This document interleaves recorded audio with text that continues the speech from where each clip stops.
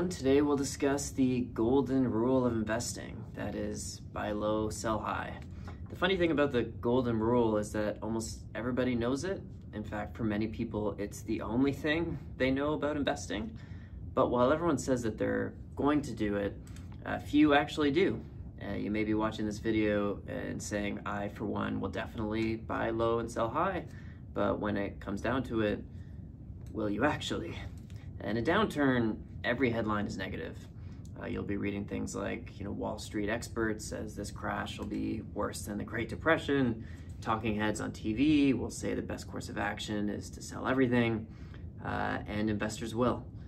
They'll sell stocks and move to cash, not buying low, but selling low.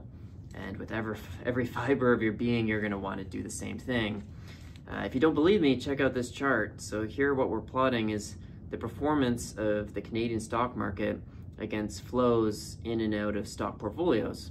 And we've highlighted here, every time the stock market bottoms, there's no buying low, it's selling low. And this is how you lose out in some of the most amazing returns in the stock market, which typically come during downturns. And ultimately, this kind of behavior, selling low and buying high, can compromise your financial goals.